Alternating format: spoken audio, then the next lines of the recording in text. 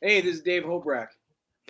And this is Ned Colletti, and you are watching the Break It Down show. Well, this is a good time for me. I love baseball, and then maybe I'm a little bit of a weird duck, but maybe you'll identify with this. I'm a California guy, born and raised, and I will wear a Padres hat, a Giants hat, a Dodgers hat, A's hat. I don't care. I support all the teams. I grew up heavy on the A's, heavy on the Dodgers, but I grew up in the Bay Area, so I just love all these guys. I love all these teams. You run the Giants, you run the Dodgers. Can you have an affinity for more than one team? Look, and you're a Chicago kid, right? Can you love more than one team? Well, when you work for an organization, whatever logo is on that check, that's getting 100% of your time and your interest and your fandom. Since I've stopped doing TV a couple of years ago, I root for people. I root for organizations to do well. I don't have, anybody that is over anybody else. I root for the game, and I root for those that I know and I respect, and I always wish them well, no matter what the jersey is they're wearing. A lot of great Dodgers have gone on to wear other jerseys. Doesn't mean I've lost contact or lost interest or root against them. Yeah, I love it. And Dave Hobrecht's here with us too as well. And Dave and Ned worked on a project. They actually made this incredible book. It's an art book, and it's got Dave's pastels, his charcoals, right? Like this right here. I just happened to open up by accident to one of your best ones. And he combines the old, like you guys see that? The Brooklyn era Dodgers and the modern LA Dodgers. So in this picture, you've got all the catchers. You've got Steve Yeager, Campy, Piazza, all in the same picture, right? And then what Ned does is he's like, hey, these are the best catchers, and this is my catcher for the all-time Dodger team. I posted on X on Twitter. I'm like, look, this crew shows up and says, who's playing sandlot ball with these guys, these pitchers. I combined all of these guys, their whip, just to do a quick number. Yeah. It's just a hundredth of a decimal point higher than Greinke or Randy Johnson's lifetime whip for that entire staff, all 9 of them.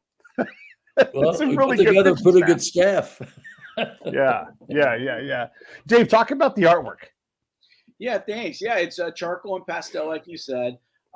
Basically, it's a mixed generation book. It's the all-time Dodgers. Ned and I collaborated on it and built it, produced it. So basically what Ned did is anybody from Brooklyn to LA, he would pick an all-time team, and we broke it down by position. We did some other fun ones like the all-time broadcasters, Vin behind me. We did an all-time managers piece. We have an all-time team, a 26-man roster, and then we have moment sections because there's like all-time moments in Dodgers history. So basically, he would tell the stories and write and get me all the information, and then I would try to take those stories and put them down on a canvas and make art around them. So like the one you showed first, he picked Campanella, of course, as his number one, and Piazza as his backup. I loved Yeager, so I snuck him in there in the background. Oh, boy. And then instead of just showing just the 3 guys, we wanted to make it a scene. Like, so that's like pitchers and catchers report. So if you look back there, there's like Burley Grimes, and you got Kirsch talking to Newcomb, Sandy's hanging out. So it's almost like a spring training-ish type of piece. So, and they all kind of flow like that. Different stories, different setups, different backgrounds, and different legends. I know going through the artwork, it's and you guys make the point several times in the different pieces that I looked at, is the challenge of like, I have to draw this thing. You've worked up to what the drawing is going to be. You see some of those iterations. And again, in the stuff that I look at, the stuff you look at online, I'll put the websites up here in a second for you guys. But talk about how do you iterate to that point like this? But then also, like, at some point, this is it. This is going to be, you get one shot at that final take of that picture. Talk about that challenge and that process, please. Yeah. So, it's a long process, just the design work. Sometimes the design work and the concept and the whole setup is more than the painting. The painting is like second nature to me now, that just takes time. But, talking to Ned and getting the details, Ned and I, on this today, we'll talk about like details of different things. And that's something we both have in common. And we want the right details in there. And baseball guys, they know what they're talking about. That picture you put up of the staff, one guy saw it and says, oh, you got it right. Sandy shakes with his right hand, and pitches with his left. And you have to get that stuff right. And I need, I'm a big baseball fan. I love baseball. It's my sport, but you need a baseball guy like Ned to be able to get you that information so they're correct. Because I've showed lots of people the work now, and some major people in Dodger organization, but the one guy that freaked me out the most was, the historian, because he could catch stuff like if I did it wrong.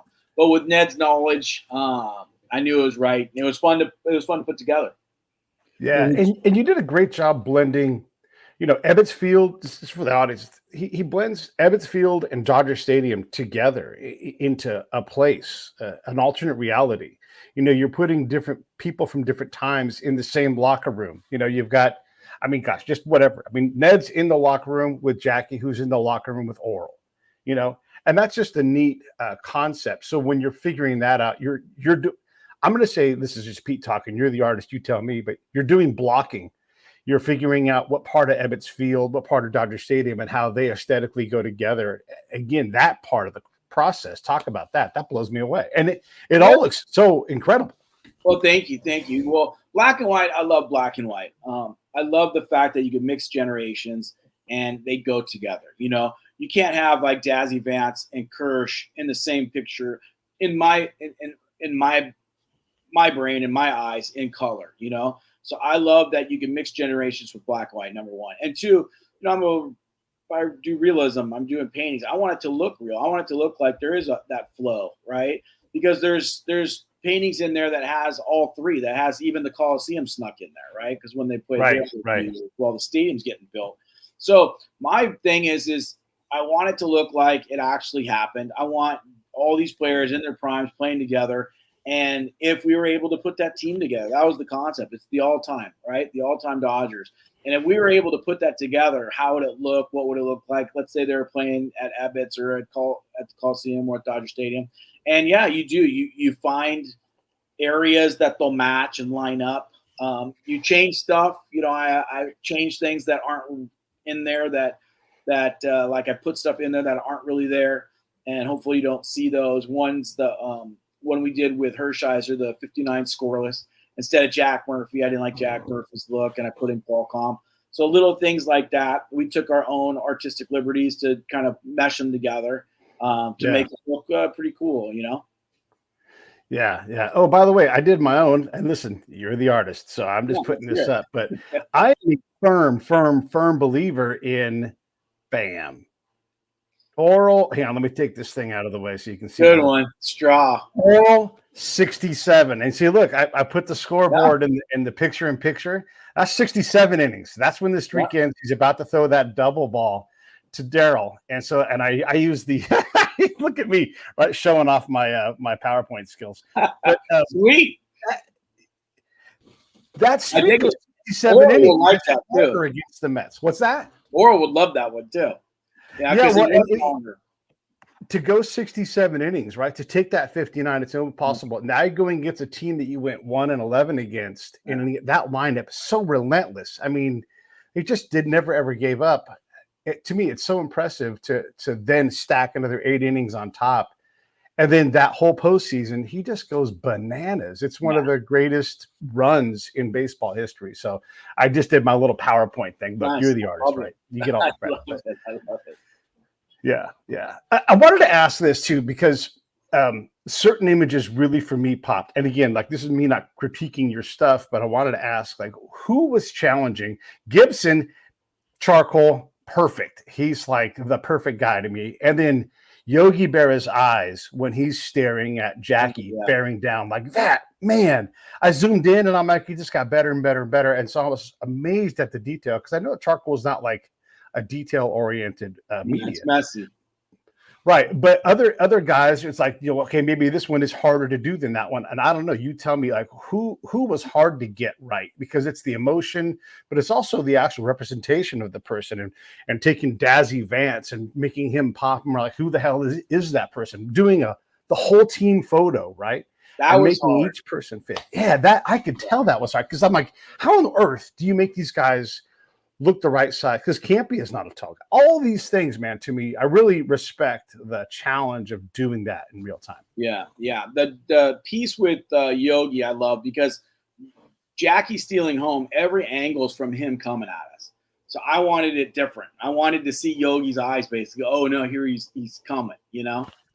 So that one I love. The one, the all-time team was very difficult. And Ned actually had a lot of edits for me on that one. Because we had to get body types, you know, although I put them in like the same type of uniform because I kind of wanted it to flow.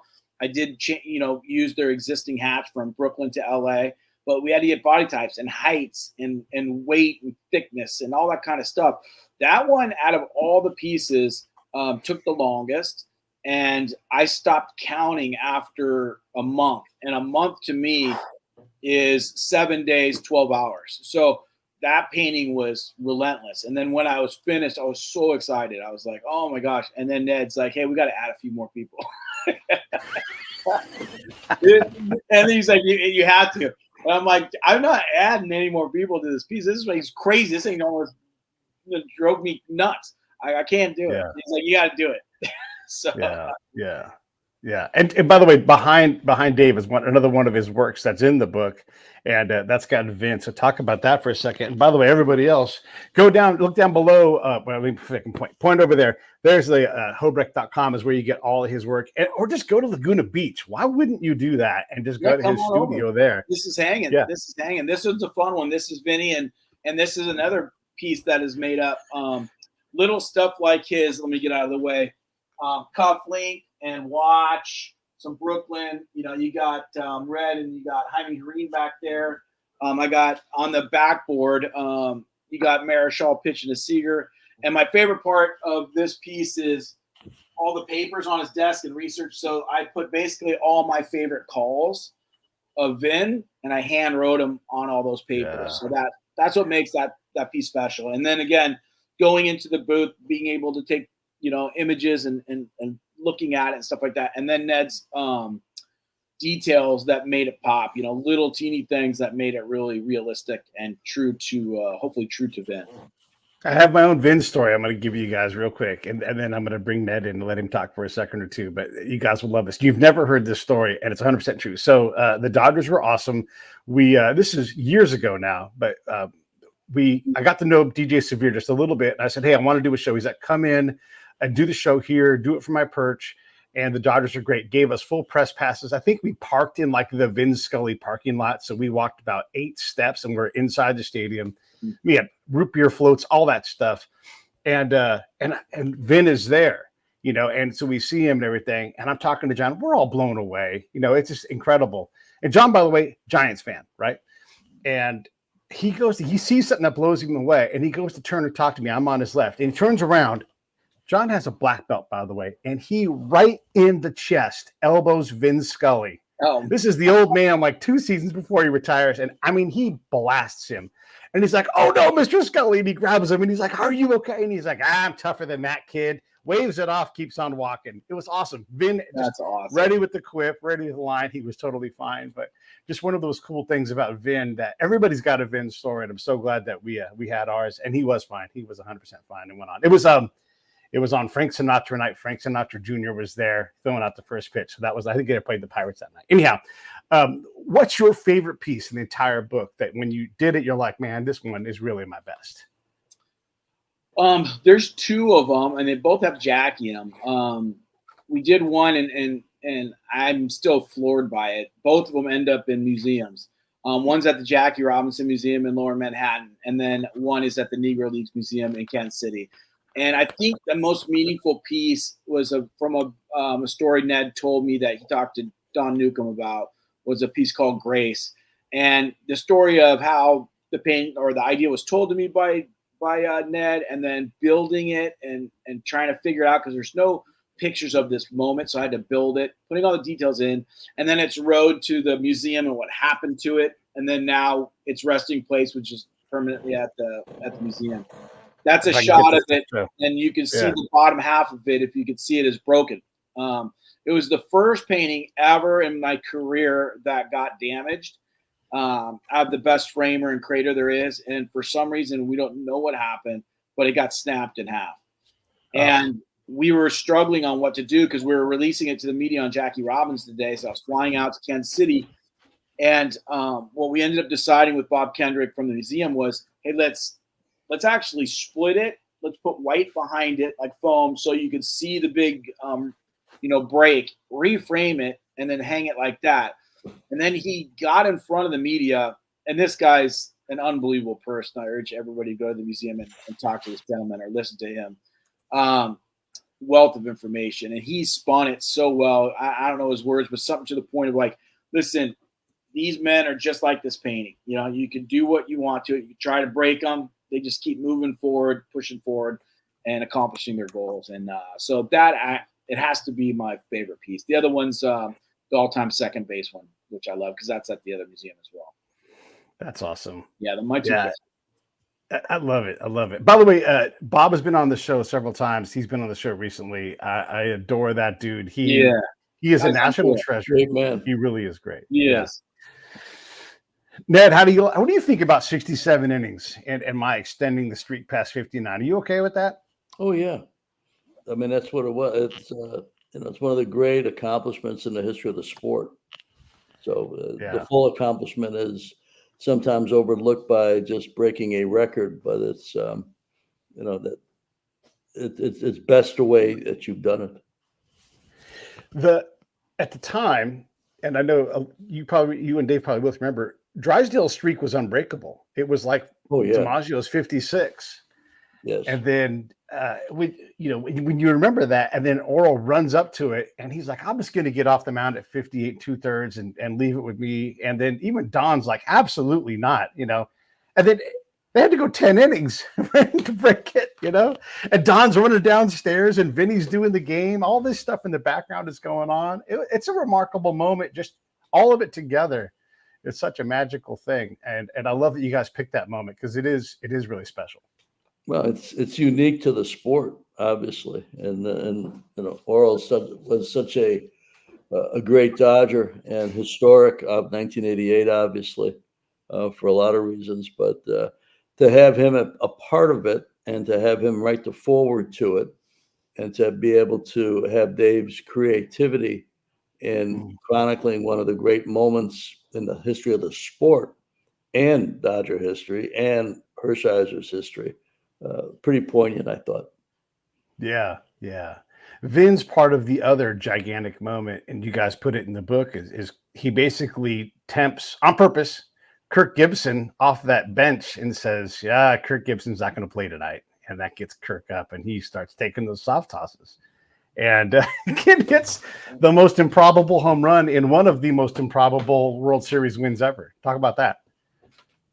Well, it was obviously a historic moment in so many ways, and continues to be played over and over again at the stadium, even all these years later, because of the impromptu-ness of it and the history of it and the backstory to it. And I thought that Dave really captured it well, because we've all seen the home run, I'm assuming, but to see how he portrays Gibby coming up the stairs and getting ready to have this at bat, nobody ever saw, but we know it happened. And so a lot of Dave's work is, there's no pictures anywhere of a lot of Dave's work, because it's the creativity of realizing the moment and what led up to the moment in some cases, and particularly in this case. Yeah. Here's that image for everybody. By the way, this book is fantastic. If you're a baseball fan, especially a Dodger fan, but if you're a baseball fan, it's just great. I'm going to put the link back up here. You guys know what I always say, buddy, read it or just make it a gift. But over there, over there is the link. It's in the remarks. And just, I think you guys really just have such a great book here. Forward is by Oral. It's fantastic. The other thing, this is how bad Gibson is hurt, right? He never again is a prime outfielder. Like, that is over for him. He's injured basically for the next almost 2.5 years. Like, he plays a little bit, but he can't stay on the field. That's the man standing in the box at that moment who conjures up that home run. Or maybe Tommy conjures it up. Who's the bigger influence in that moment? Obviously, Kirk has to hit it. Obviously, he has to get that scouting report. But Tommy, the guts on that guy. Yep. Well, they were down to a certain point in the lineup and in the game where they were running out of choices. Mm-hmm. And that Eckersley had walked so few hitters in that season. I mean, hardly anybody for a full Right. season, and Yeah. that he walked. I think Davis um, before Kirk came to hit was more of the subplot to it all, and Yeah. a lot of different things transpired in that. I think the story goes to that when the ball landed in the right field seats, it landed between seat 2 and seat 3, and Gibby's number Yeah. is 23. So Yeah. a lot of history kind of wrapped up into it. And Yeah. I wasn't working for the Dodgers, or my San Francisco days hadn't begun yet, but I was in the stadium that night and remember, seeing people leaving. Remember seeing the tail lights on the way out of Dodger Stadium, and then suddenly he comes up. Everybody's cheering. It's a big moment. And then Eckersley throws the backdoor slider that he hits in the seats and can barely get around the bases. And my dear friend Joey Amalfitano's coaching third, and you see the excitement of the entire moment, and it's a moment that they'll be showing for another 100 years or so. As long as baseball's being played, that highlight and Dave's vision for it will be part of the history of it. Someone else has been on the show and was there at that moment, and this is like, again, one of these nondescript, invisible people, but and not today's GM Andrew Friedman, but the other Andrew Friedman, whose sister was Frenchie in Greece. He's the guy that does all the photography for the NBA, and so he's got a camera and he's racing towards home plate because there's this home run, and that's his job, is to get out there. And so he talks about his point of view of that whole moment when I've had him on the show, and all of that. There are so many people that are there and have a job to do in that moment, but also are in this moment. And so I always wonder what that's like when Bob Costas is like, oh, change of plans, and like has to do something. All these people are working, but what does that moment feel like when half of your brain is on work and half of your brain is on what just happened? Look at this amazing moment. Well, I got a little bit of a story to add to what you just said with Bob Costas and that moment in time. I had befriended a lot of people at NBC, which was a network doing the game, and so they would bring me out to the World Series. I'd help them do their pregame show, help them do their postgame show, help them get players for their pregame, help them get the star of the game for the postgame. So Dave Stewart starts that game for Oakland and is on his way to obviously a big win. And so I am down in the Oakland dugout. And if you remember the old dugouts at Dodger Stadium, there were 2 stairways to the field. You came down a ramp at the visiting club, the visiting dugout, close to home plate, but on the first base side. Okay. And then you had those dugout club seats down there. And I'm standing there, and then about 5 feet to my right is the first set of stairs going up to the field, and all the way down at the other end of the dugout, the right field side of the dugout, is the other stairway. And right on the other side of this stairway, the first stairway, is Tony La Russa and Dave Duncan, the manager and the pitching coach. And as that ball leaves the stadium, I see where it's going. I was down there to get Dave Stewart as the guest postgame. And as soon as that happened, I knew that wasn't happening. And I had no choice but to go all the way up the runway and out the door behind home plate, because my other choice was to walk or wait for Tony La Russa and Dave Duncan and the entire Oakland A's team to walk past me to get to the clubhouse, and obviously a moment of sheer disappointment. So, when I think of that home run, I think of a lot of different things, including me standing in the place I was standing and doing a job and waiting for the game to end in Oakland's favor and to be able to get Dave Stewart out. And obviously it went the other way. So kind of interesting there. And my career had also taken me, started in Chicago where Dennis Eckersley pitched before he went to Oakland.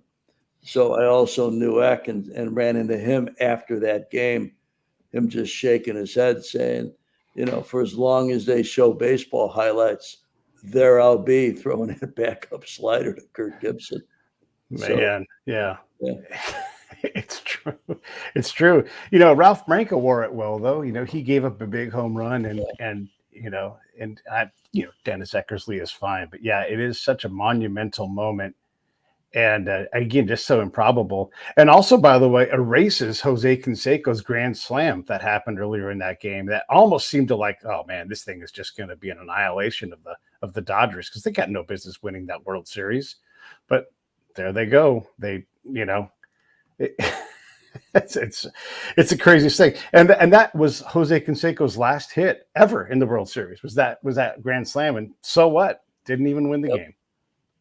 Yeah. It's a crazy thing. A friend of mine, a fellow sports writer guy named Peter Karasotis, I was telling him I was going to have you on the show today. He's like, hey, mention, and I'm going to try to get this guy's name right, John Saraceno, maybe? Yeah, I've known John for years. Yep. Yeah.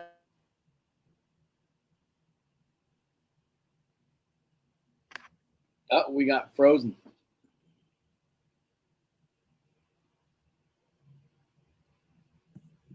You got frozen, Ned. So, Dave, what drove you to? Yeah, now you're running the show. This idea. I'll interview you. Questions. Really, what brought you to the point of saying, "Hey, we should do this type of book"?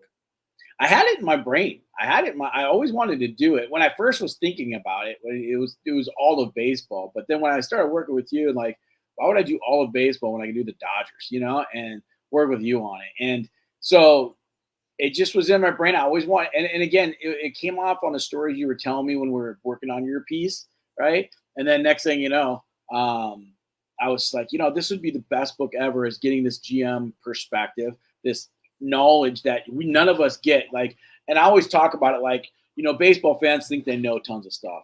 And we do. We love the game. We know tons of stuff. But unless you're a baseball person, unless you're in the game, you really don't know tons of the details and all the information that you had through your entire career, building up from Chicago all the way, through San Fran to the Dodgers. I was just too interested into it. I wanted to hear it, selfishly for me.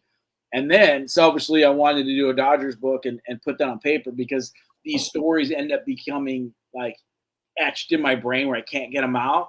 And then I just start figuring out paintings to how to show this. And I think some of the stories you told, like Grace, are going to now be around for a lot longer visually, because does that get lost, over the generations, over the decades? Does that story get lost? And now it's not going to get lost, right? Now it's sick, and it's at the Negro Leagues Museum, and it's, and it's for people to see and educate themselves for years to come. So it was your stories that kind of basically got me to want to do the book.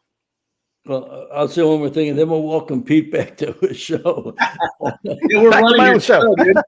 Yeah. I was just interviewing Dave while you were absent there, Pete. Oh, thank goodness. Yeah. You had a good freeze space, though. It was a good freeze space. So your face. One of the cool things I think of the book is that there's this little detail to it in almost every painting. In the narrative and the story writing, I try to find something that people didn't know. Whoever the player was, whatever the article was that we wrote, I tried to find a story that people didn't know, a circumstance that people didn't know, and then would tell Dave about it, and then he would capture it in the painting, in the artwork, which I think takes a different perspective on that moment in time. As I said a couple minutes ago, I don't know if there's anything that Dave drew that there's an actual exact photograph of anywhere.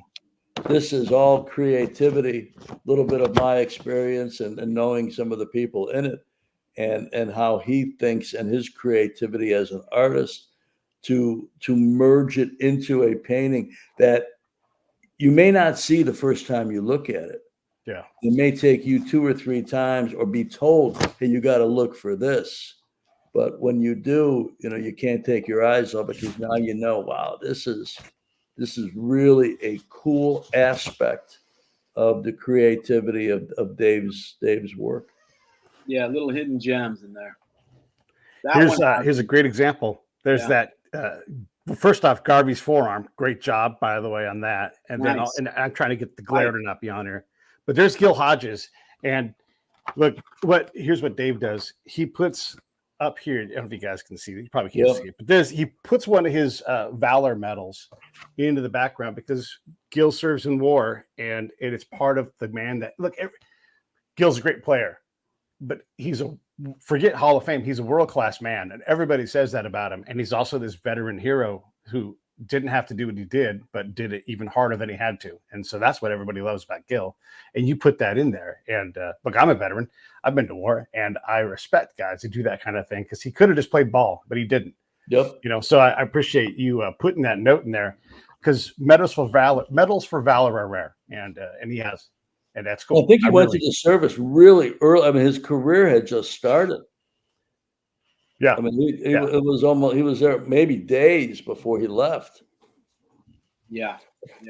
It's amazing to think that, right at the beginning or in their prime, country was more important in service, and they jumped ship from their, job basically, gave up a bunch of and the amount of stats they still comprised, even missing those years. Some of those numbers are staggering, and then they go into service. And to me, I grew up in an area in a time where you didn't have to. My dad got his letter from Eisenhower, pack up your stuff and come on in. But with me not knowing that, and we didn't go through that, researching these guys, these legends, it's unbelievable. It's unbelievable how they did that. And that's all I heard, through Ned's stories, through research and stuff, is Hodges is just a loved person, by everyone. And you had to throw that star in there. Yeah. There are so many great players, Ned, that you dive into because an organization has a lot of players that are there. But I would say that Adrian Beltre is probably the greatest third baseman ever, right? Who cares if he is or isn't?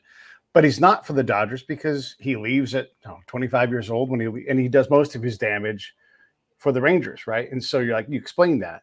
But there's also guys like Maury Wills, Tommy Davis, Willie Davis, all these different players. And so you spend a lot of time talking about these guys that we don't often talk about, who maybe don't jump out because they have been gone for a long time or they weren't there for a long time. I mean, Reggie Smith plays on the team for a decent amount of time. Pedro Guerrero, we never talk about Pedro Guerrero anymore. So when you're sorting through these players, there's a lot of them. I don't think you talk about Billy Cox. Maybe you did. But there's so many players you could mention, but you can't mention all of them. How did you sort through that? Well, I wasn't about to do it by myself, and the artist on the call wasn't going to let me expand the roster beyond too many people. So yeah, I had distinct boundaries that I had to. He had no boundaries. That guy calls the shots. You think I'm the one calling the shots? Well, you called the shot on how many. I appreciate you being nice. This book didn't take a winter to do. This book took a few years to do. Yeah. Which gave me the opportunity to talk to people who knew players better than I did, who had grown up with players, who had seen them, people who had made a living evaluating talent, and people who had made a living watching this organization play, scouts, media members, broadcasters, people like that who, in idle conversation, I'd say, tell me about this player. Would this player be one of your favorite players? Would this player be one of the all-time greats for this organization? So it was a compilation of many people that led to it. I guess I had to make the final call based on the limited amount of players I was allowed to pick by the artist. But there's more players that were worthy of it. But you mentioned a lot of players a minute ago, Pete. But it's really, we needed some longevity to career for a Dodger to be on the all-time team. And we look at this particular team right now. I mean, Mookie, if this is 10 years from now, Mookie's in this picture. Shohei will be in this picture. There's a lot of people that you'd end up adding to it. But in that moment in time, it was really about how long did they produce? How long did they wear the colors of the Dodgers? How much postseason play did they have? How much did they distinguish themselves? How much were they known on the other side of the country, so to speak? How many Brooklyn Dodgers when LA didn't have a team yet, or San Francisco have a team yet. How many of these players were known by the baseball fans who watched the PCL, which was the main league in the West Coast at that time, know these players? And I think a lot of different things went into it. And the last thing I'll say about it is many times when these lists are put together, a lot of people forget the history, and they forget players they have never seen play before.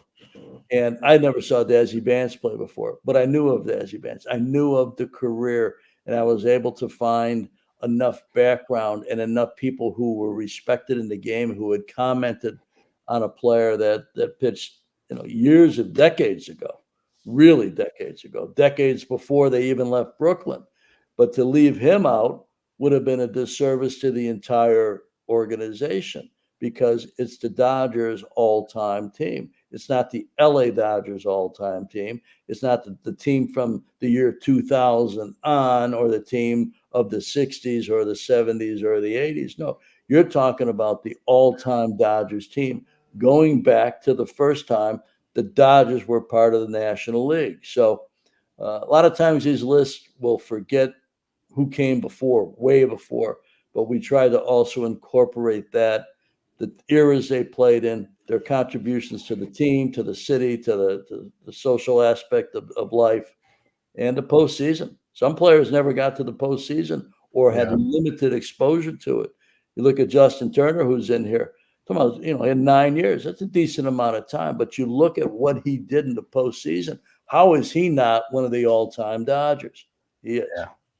Yeah. No, you're right. I want to get back to my cousin in a few minutes, but Dazzy Vance is such a great example. A lot of times us modern folk talk about players from the olden days and say, oh, those guys threw 85 miles an hour. Babe Ruth would get struck out by high school kids.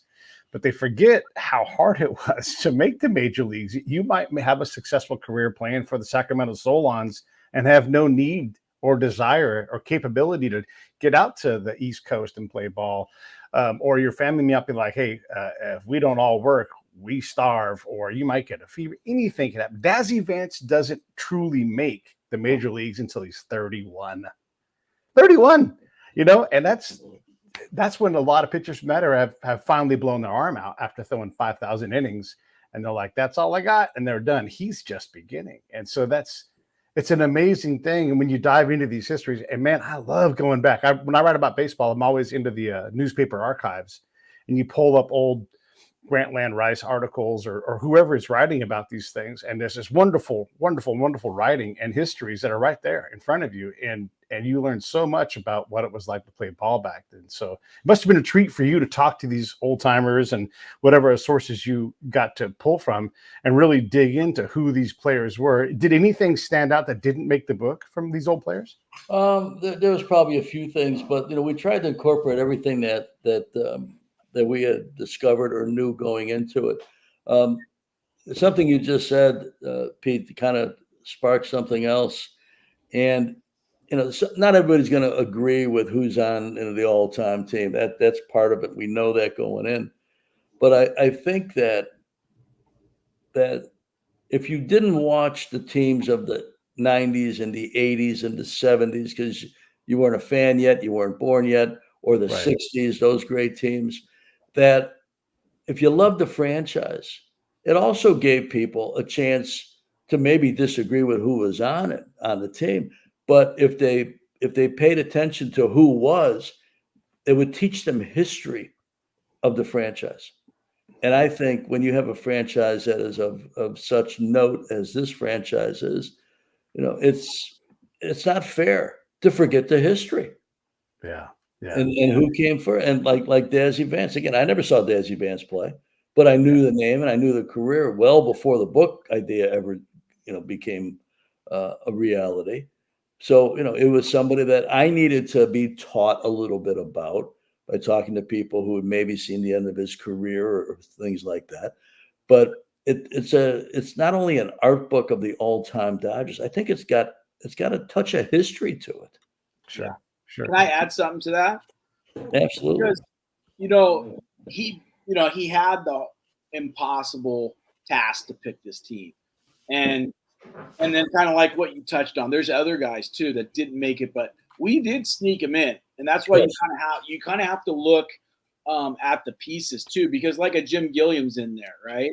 And we snuck Willie and Tommy in there, and Pedro, you could barely see him, but he's somewhere in that book, you know. So even if they didn't make the team, we tried to tell the history of the organization by putting guys from all over the place, even back to Burley Grimes, you know. So we try to like stick all sorts of people in backgrounds. So although maybe they didn't make it, we still acknowledge it that they were great. And then again, impossible, because even if, you know, we had even more pages and more pages, we can't stick everybody in. But the one thing that I do love about the book model is that it's a never-ending book.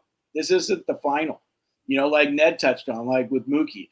5 years down the line, 3 years, 5 years down the line, we're going to do another edition, because we're going to have add-ons. We're gonna have moments that we don't even know about yet. We're gonna have World Series that we're gonna win this year. I didn't jinx it, did I? We're gonna have all sorts of stuff, and that's what's gonna be fun about it, because we're gonna be able to collaborate again. Ned's gonna be able to write again, and then we're gonna be able to come up with something different to it. So this is like a living book. It's never gonna, you know, basically end, you know, because just as long as the Dodgers are around and we're around, we're gonna keep adding to it. So that's the fun part of the book as well. And I'm going to keep going to Dave and saying we got to add more players to this roster. You know, the guy's like 5 or 10. You know, I do this painting. It takes a month, you know, and then he's like, add some more players or this and that.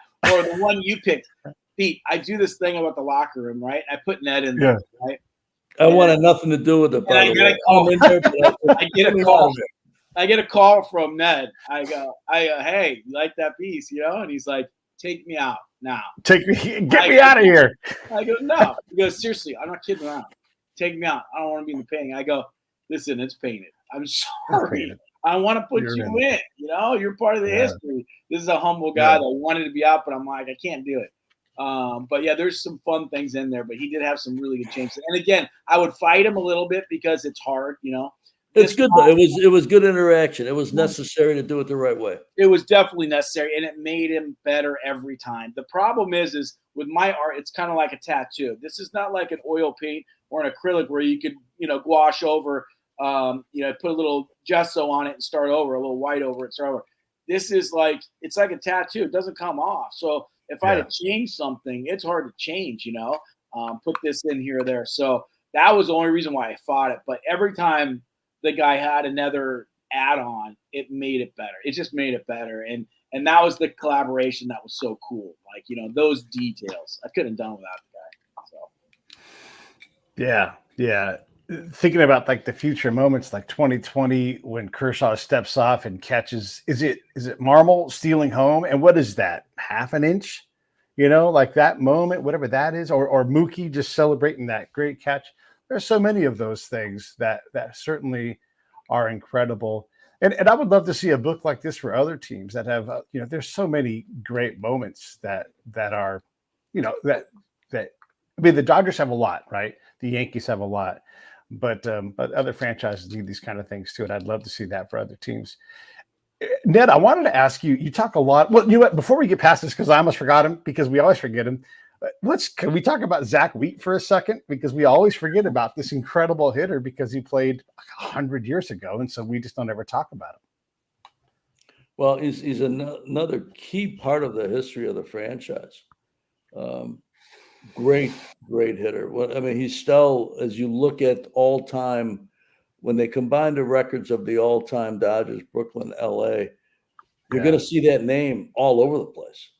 You know, he has stood the test of time in an era where you traveled by train, in an era where, you know, it was less than it is today, but it wasn't necessarily easier than it was today.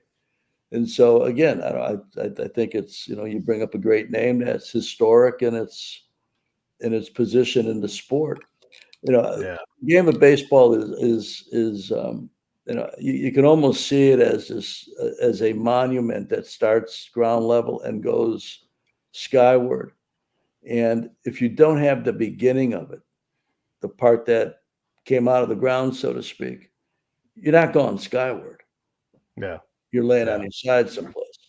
So the history of it. Again, a history lesson is a poignant part of the thought process to what we did.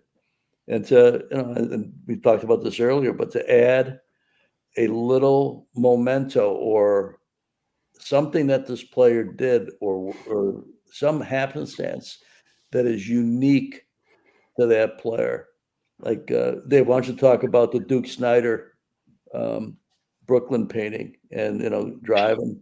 It's one that we went back and forth on many. We went back and forth forever. It was the last painting I did because we went back and forth on this thing forever, and it's an awesome piece. Again, I was wrong, and I'm glad I painted it. And basically, Duke of Flatbush, and what we have it in is the moving. It's the moment section, moving to LA. And so he's there, and he's signing some autographs for some local kids. He's at the gas station that was outside Ebbets, and he's got his car. And the car is from that period of time. Car is his car from that period of time. And Ned had an idea. I'm like, that's very difficult, then, And he's like, well, yeah, just let's get that done. I'm like, okay.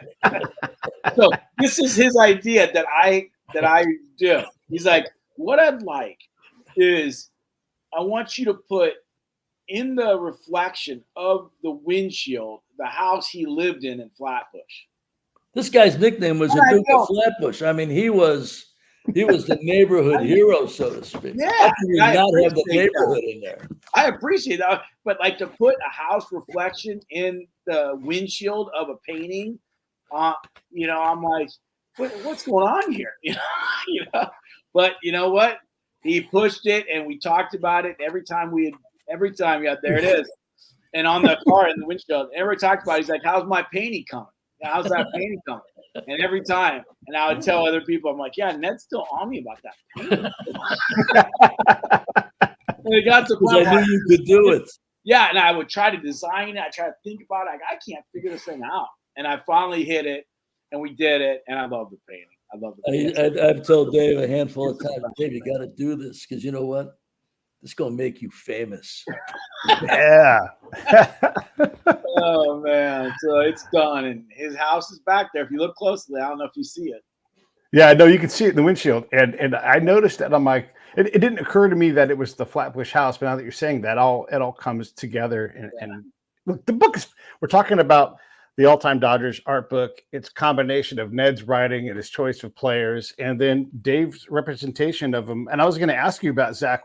There's just not a lot of material to work with, Dave. How did you sort out how to represent him? Because again, there's no video, there's no ESPN reel. How do you take that guy and bring him to life?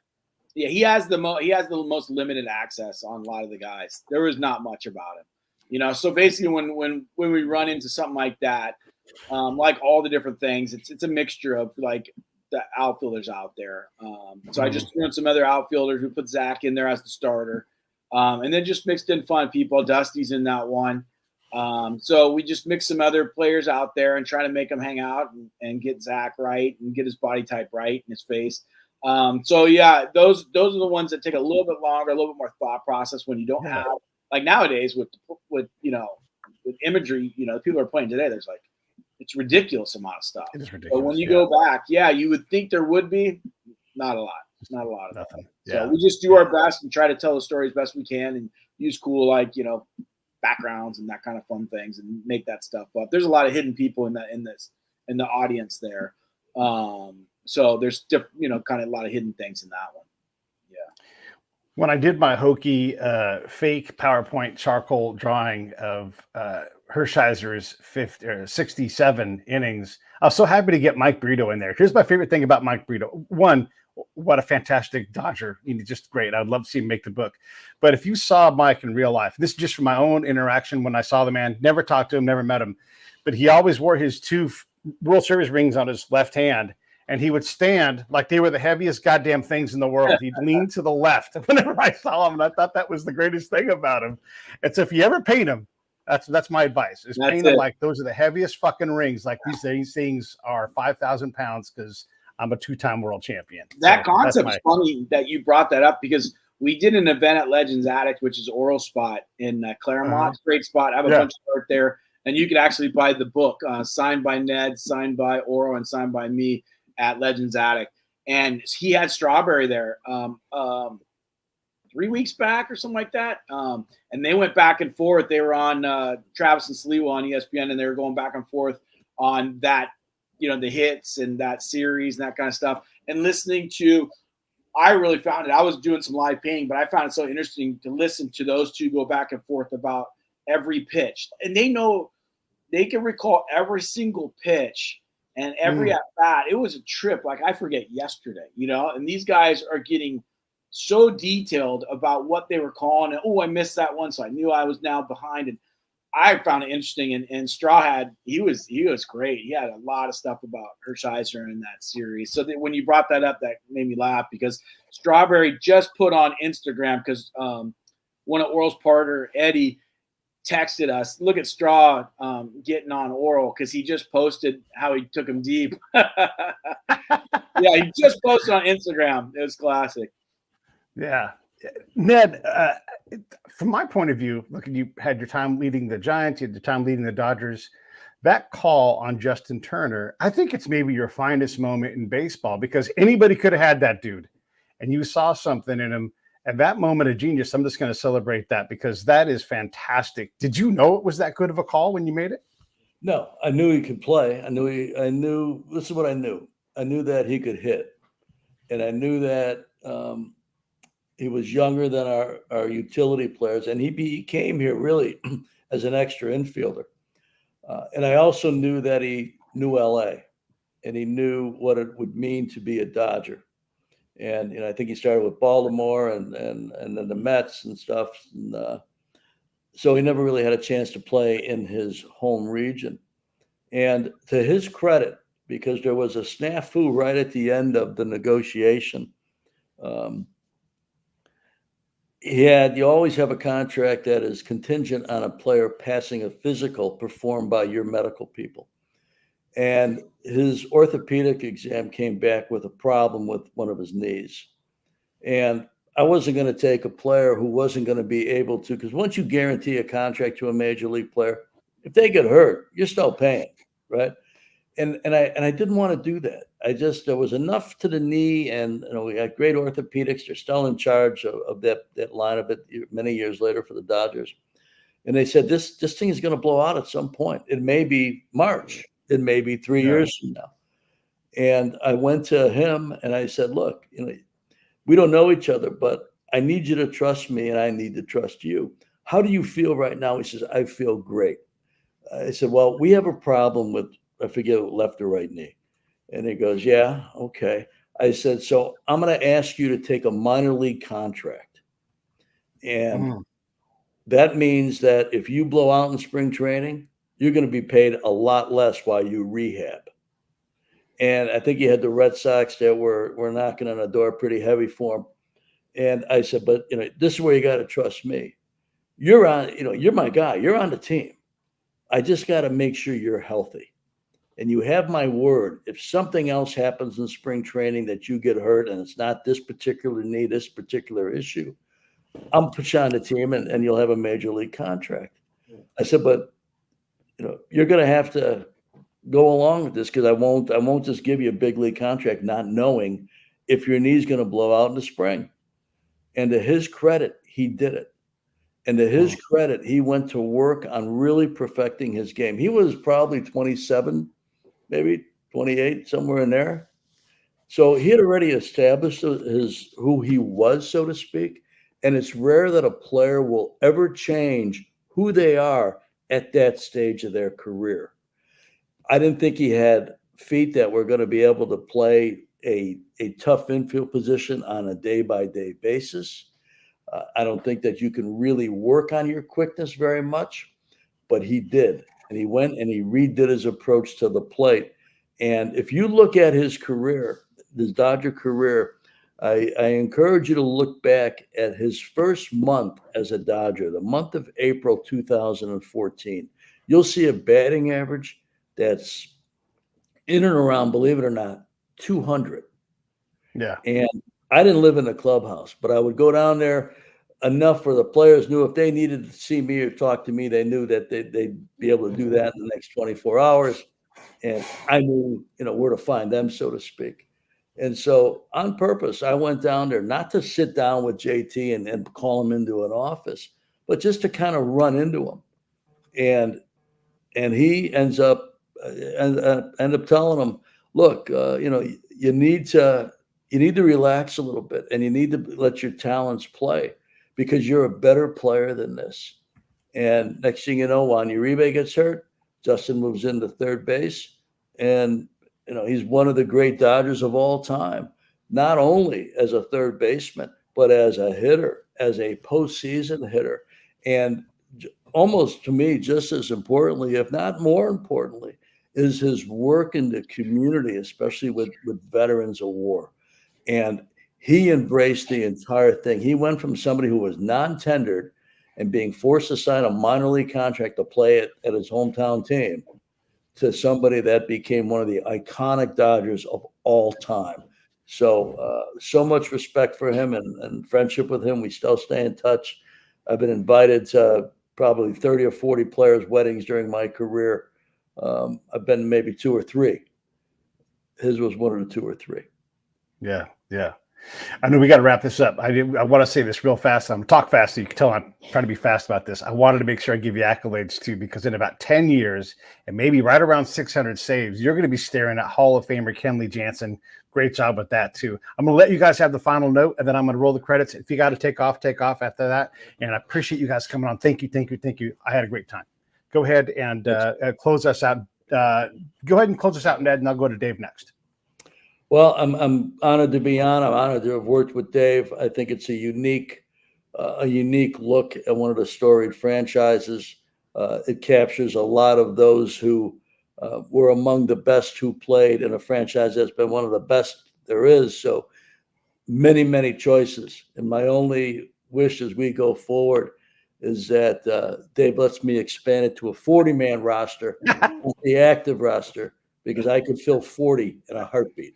He'd have a lot more drawing to do. But I would have all those guys that kind of just missed it first time around. You have more room for them. So think about that, Dave. Okay, I'll think about it. No, just touching base on that. Like we said, I love the book. It turned out great, and be able to collaborate with Ned on it was a dream. And then adding Oro and him doing the forward. And like I said, it's a living book. This isn't the end. So I'm up for painting another one. Definitely up for painting another one. I'm up for 40-man roster, but I'm up for painting it. But yeah, that's the fun part about it. Of course, we know our Dodgers. There's gonna be a ton of moments coming.